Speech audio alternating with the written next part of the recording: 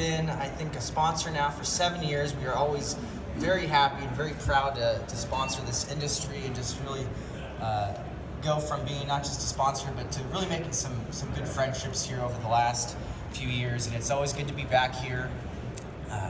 And I have worked in the solar industry since 2010, specializing mostly in the economic return on solar investments, but also in the overall system design and really what we call the balance of systems. So how to design a system so it will perform well, but also try to find that economic sweet spot for your cost-benefit analysis. So today, the title is Uncover the Truths and Expose the Myths of Solar. And I've given quite a few presentations on solar over the last few years, and I know these presentations can get very heavy laden with numbers very quickly. So I'm going to take a different approach today, keep it pretty simple, and really just go down to the fundamentals of how to evaluate a solar proposal, how to evaluate a company, how to vet these proposals and companies and make sure that you're really getting into the right long-term relationship with the solar installer and your company. So most of you probably have a similar question, and that is, what's the cost? What is the payback? How much is it going to save me? How quickly is it going to pay for itself? So let's just get right to the good numbers. 4, 18, and 20. This is what to expect from your solar system. And what this means is that it should pay back in about 4 years. Your internal rate of return should be about 18% or higher. And you lock into a 20-year term with your utility provider. Now this is typical numbers. This is not best case scenario.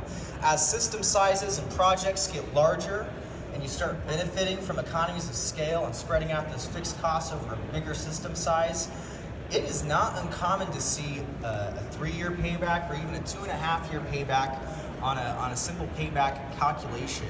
And it's not uncommon to see rates of return exceed 20%. Again, every system is going to be a little different, but the price of solar has never been better. The products that are available for installation have never been better, and it's a great time in California to continue to go solar. When it comes to locking in your rates, I just want to be clear and touch on this very quickly. You're not getting a fixed rate. You're not getting a flat rate you're purchasing your power at, but rather you're locking into an expected cost of energy. So when the utility has to raise electric rates, and they do this periodically throughout the year, what you get to do is lock into your selling rate. So anytime they raise rates on you, essentially they're raising rates on themselves too, because you still get to sell all your energy dollar for dollar, and that's how it makes it a good investment. So you get a 20-year period, which is essentially zero inflation that's offered by the utility company. It's a 20-year contract, long-term, and as solar policies change throughout the years, these contracts are grandfathered into any future changes as well. So the real theme for today is trying to give you a clear, simple, and concise picture of what you should expect from your overall experience, what you should expect from your installer, from the quotes you get, and really all the way through the process of installation and into your customer service, and how you navigate the billing and crediting process, because you will have questions. There will be a learning process that goes along with it. So first and foremost, you want honesty. You want honesty in your sales experience. You want honesty in your proposals. You want it in your numbers, because a solar proposal is ultimately saying this is what you're going to save X amount of dollars for the next 25 years. So you want to make sure you have realistic expectations in there and a very transparent process ultimately. When it comes to the construction and the overall process, you want a team that has a lot of integrity. And I'll go into that more of why that's so important more than ever these days in installing solar projects. It's not just about how much you know, but it's about how you do it, how you work with other people. Just like in any industry, integrity is always a key factor. And then you want accountability. You want accountability in your warranty. You want accountability in your customer service, just even when it comes to simple questions. You want to make sure that you have a company that's going to stand by you and stand by the work that they do and what they say they will. So I need a little bit of audience participation. I've got 3 questions for you guys today. So the first one, what is your guys' nursery of choice? Does anyone, and just shout it out, none of us are shy here. You know, is there any nursery you prefer one over the other? Duarte. Duarte? Okay, why is that? They do a good job. They do a good job, right? They've been around a long time, year after year, good products, quality. Well, that's what you want in a solar proposal too. You want quality, and you want it in your products.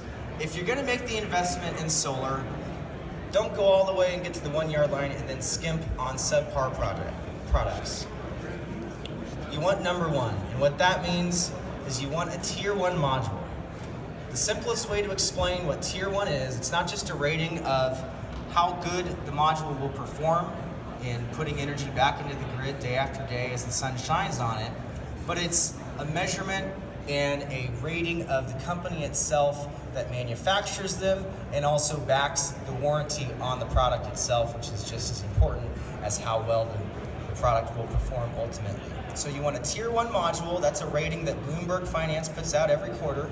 There's about 20 companies on that list, and it's essentially a rating of the financial health and stability of the company as well as the overall product. So when it comes to your products, whether it's modules, inverters, everything, you really get what you pay for. But also make sure you do get what you pay for, because I do know of instances where someone has signed on the dotted line and there was a tier 1 module in the contract, but what got built out in the field was not tier 1. So I'm intentionally redundant here. Get what you pay for and make sure you get what you pay for. Make sure the products that you think you're buying are what are being installed. And again, it comes back to quality and comes back to the honesty of the companies you're working with. Number 3, this is my personal recommendation for the inflation rate you should have in your solar proposal. What this is assuming how quickly electric rates will rise year after year. Now, there have been many years where electric rates, especially for the ag rates in PG&E and SoCal Edison, they've increased 6%, 8%. I've seen 12% in some specific cases on an annual basis. But when it comes to evaluating a 25-year investment, which is what solar is, I recommend a 3% inflation rate. I recommend going conservative. If the savings still looks good in what you might call a worst case scenario or a very conservative scenario, then it's only going to get better after that. You might see proposals that have 5%. I just saw one the other day that had 8%, which in my opinion is not a forthright way to go. In my opinion, that's inflating the numbers.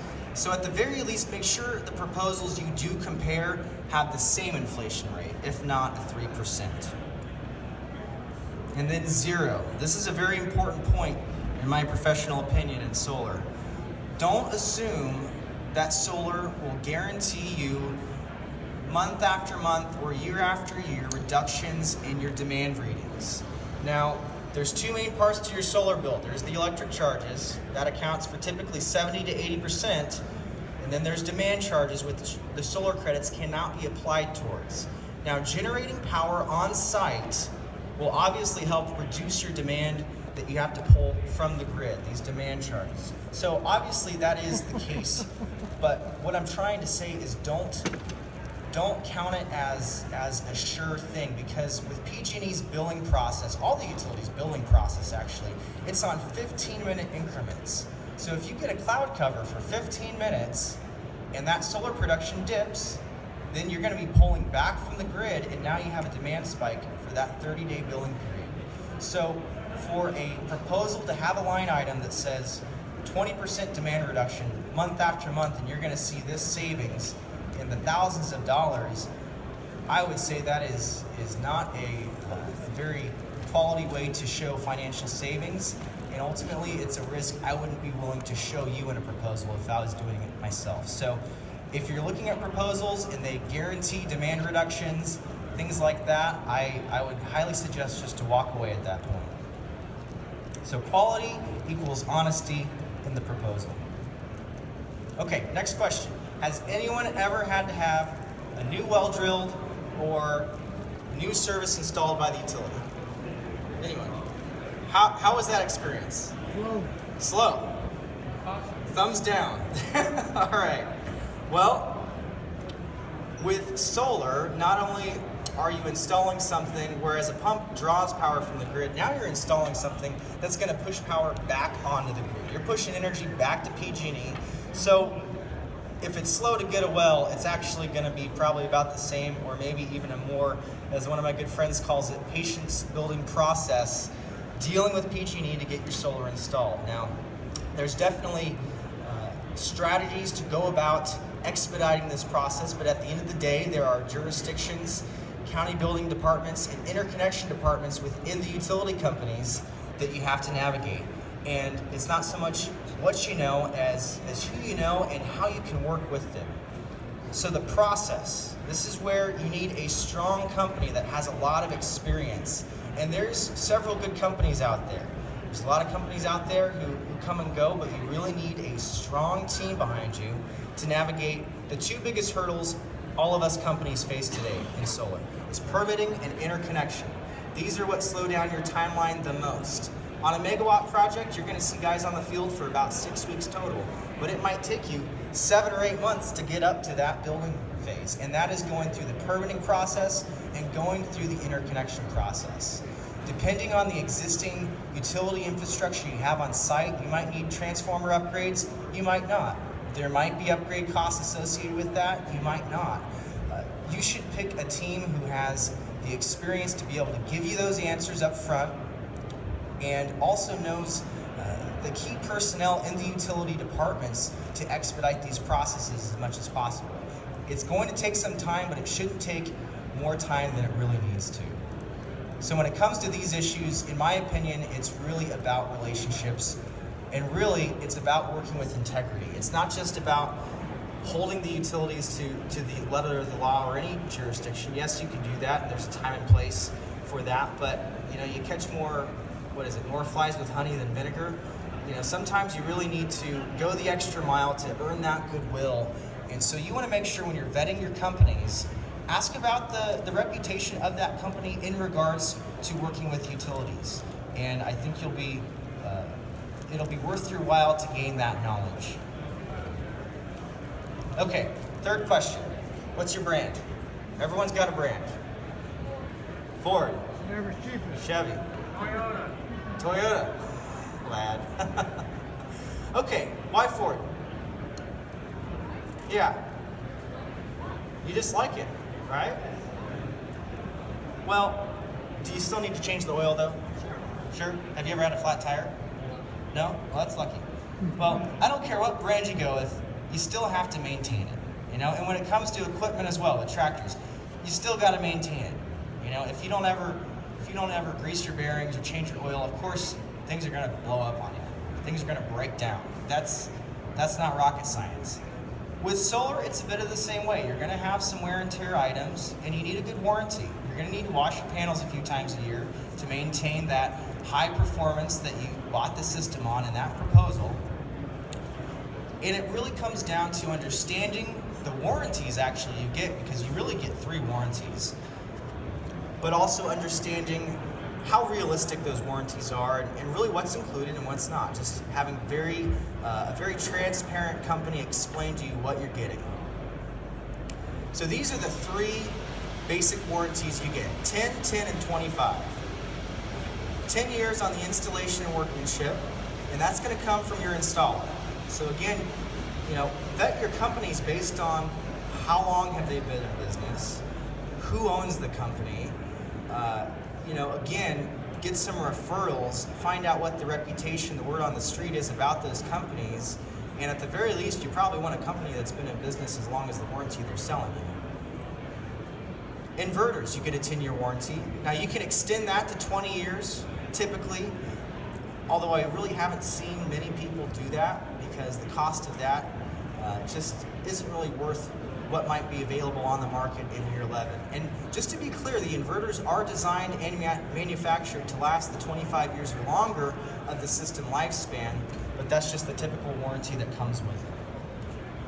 And with your modules, you actually get a 25-year power output guarantee from any tier 1 module manufacturer. Another reason you want to go tier 1. There are tier 2, there are tier 3, but again, you get what you pay for. And how those warranties work is, this is a little small, I think you can see it. So a linear degrading warranty is different than the alternative, which would be a tiered warranty, which would have a steep drop off in the power guarantee after 10 years. And solar panels get a little bit less efficient every year. They're sitting out in the sun, everything breaks down at some point with enough sunlight. And so what these warranties do though is it's actually a linear degrading system. So after 25 years, you're still going to be putting out over 80%. Those panels will be putting out over 80% of what they were rated from day one. Don't accept anything less from a module warranty.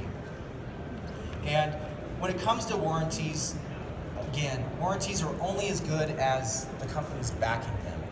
When it comes to tier 1 modules, most of those warranties actually have an insurance policy against it in case any one of those manufacturers was to go out of business. And when it comes to warranties, you might get a lot of misinformation from your friends, from other companies, from reading online.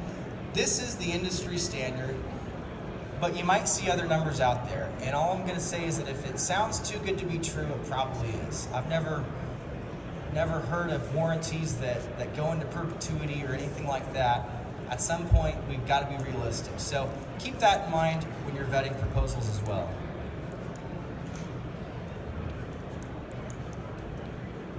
When it comes to service and after the system is in the ground, you're going to have questions. You're going to get handed the keys essentially, and then what happens from there? Does your installer walk away, or do they follow up?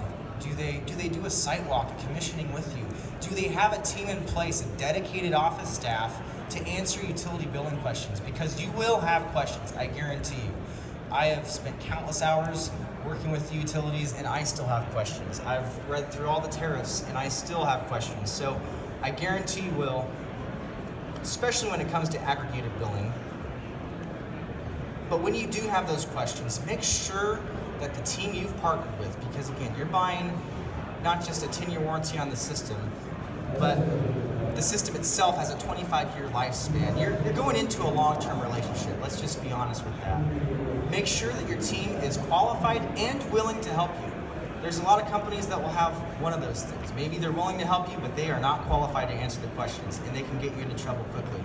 Or maybe they're qualified and not willing to help you. Because with our customer service, we're not making money on it. It's not a fee, there's not a charge associated with it, but it's the right thing to do. We get tons of calls every week on aggregated billing, and it's really just an educational process, learning the system as the utilities are ultimately still developing and fine-tuning their systems. There's stuff for me to learn, there's stuff for my colleagues to learn, and for us to pass that along to you at no cost. You should expect high service from the installer you go with, even though the project is done.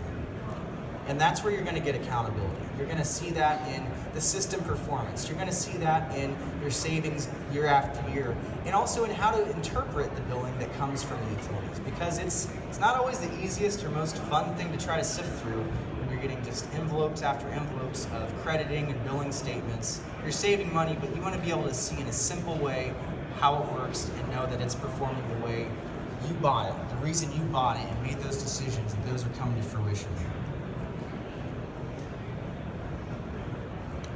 So be an informed buyer. That's the ultimate theme, is you want a company that has honesty, that has high ethics, that is working with the utilities with integrity, working with permitting in different local jurisdictions with integrity, and ultimately is accountable for the work and products they build and install and give to you. So with that, I've got one quote that I like from Ben Franklin. Go back. An investment in knowledge pays the best interest. So I hope today at the very least I gave you a little bit of knowledge on how to vet these proposals, how to vet how to vet the process itself, and really how to make heads and tails of when this is being built, when this is going in the ground, how to know if things are looking good or not, because it's a new process for most. And there's a lot of things that can be a little mysterious about it sometimes, but it's quite simple. You just need to take the time to understand it. So I hope I gave you at least a few nuggets of insight on how you can differentiate what makes a good company stand out and what a good company has that would make you want to go into a long-term relationship with them. So with that, are there any questions, whether it's related to the points I went over today or just anything related to solar? The industry changes quite a bit, so I'm sure there's a lot of questions or maybe even some misconceptions I can clear up for anybody. We've got, I think, about 5 to 8 minutes left still.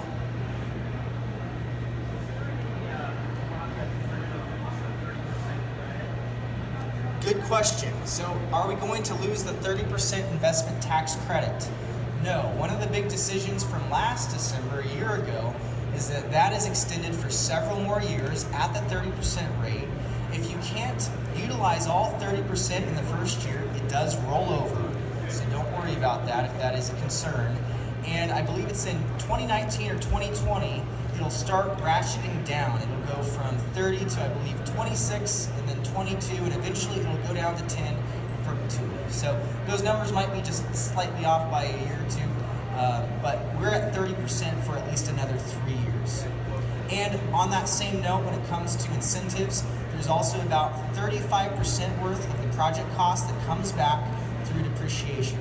And the cost basis for the depreciable amount is 85%, which you get 30% back through the ITC, the investment tax credit, and then you get to add half of that back into your cost basis and use 85% of the total project cost as your depreciation. So it's still a very attractive deal, and the depreciation is on basically a 5.5 year accelerated schedule.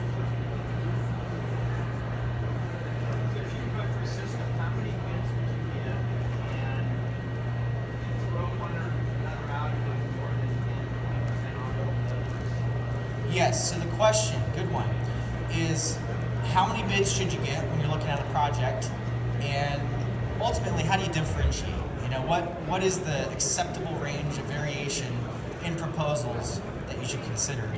I would say at least 2, preferably maybe 3 companies, and what you should see is if you supplied all the same energy usage to all 3 companies, because that's the first thing they're going to ask for, is how much energy you're using.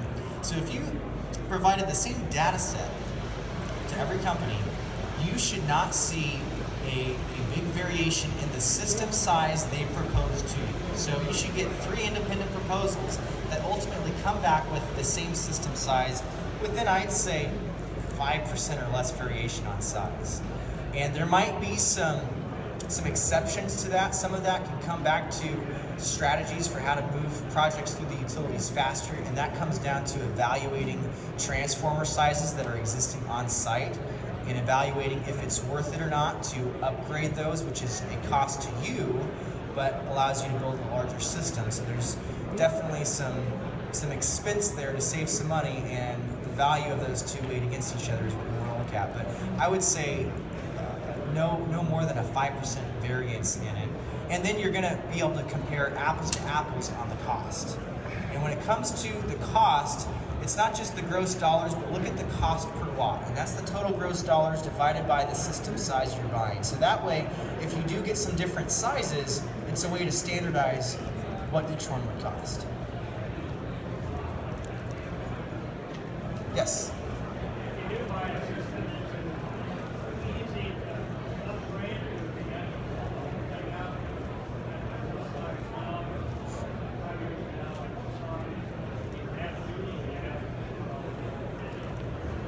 So the question is, how easy or difficult is it to upgrade or upsize a system that's already been built? And if you're expecting your energy usage to increase over the years, or whatever the reason may be, it's best to try to factor that in from the beginning. And what I recommend, and what I do quite a bit, is if someone is planning on, let's say, adding a well in the next 1 to 3 years, but they're not going to do it yet, but they do want to do solar today, what we do is we install larger switchgear at a higher amperage rating, so that way it's essentially leaving extra, in a sense, breaker spots. Think of it that way. When you install your switchgear, you want to have extra capacity, so when and if you do need to expand the system size, you can do it by X amount of arrays of solar panels and essentially plug into the extra spots you leave there.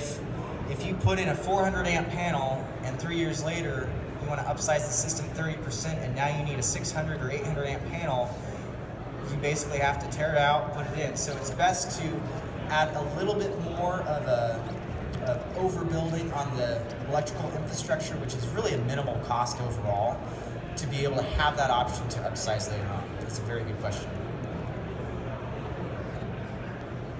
Yes?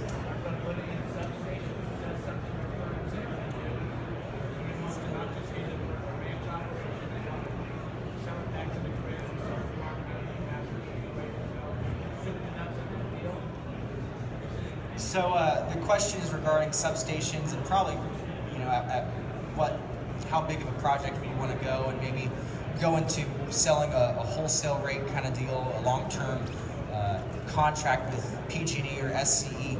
Those types of arrangements can be difficult because you're really going into a one-on-one negotiation, in my experience at least, with the utilities, so it can take some time to nail down a 50 megawatt or 100 megawatt project. But a major recent change in this last year within the net energy metering program, which is what all the solar you've seen for wells and processing plants, that's the dollar-to-dollar buying and selling. That's the net energy metering program. We are moving into what's called NIM 2.0, and a few things change about it. Nothing really impacts the finances that much, but a new availability to us in the industry is we can build larger than a megawatt now and still be net metered, which is huge. Before that, we were capped at 1 megawatt, which left this deficit from about any operation, especially some very large haulers that needed about 3 megawatts. If they went over 1 megawatt, they no longer could sell back at the retail rates. They'd be selling back at a wholesale rate, which is like 3 or 4 cents compared to 30% peak rates, or 30-cent peak rates. Now you can build bigger than that. The caveat is that any upgrades on the substation level, which typically would be paid for by the utility company if it's 1 megawatt or less, if you go over a megawatt, it's on you now.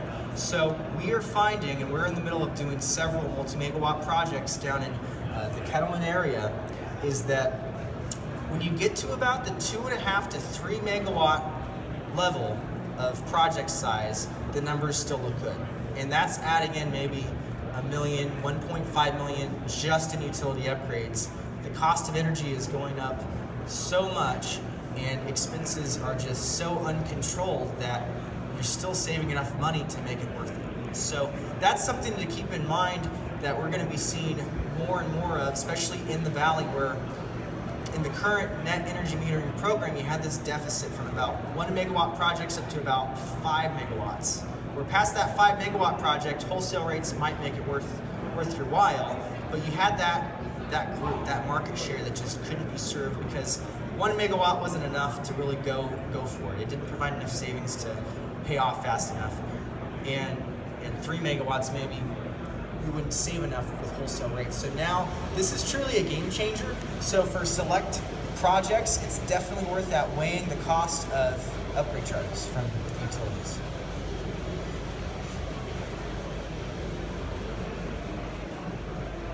Well, it sounds like that's all the questions you guys have had, so I really appreciate you coming and listening.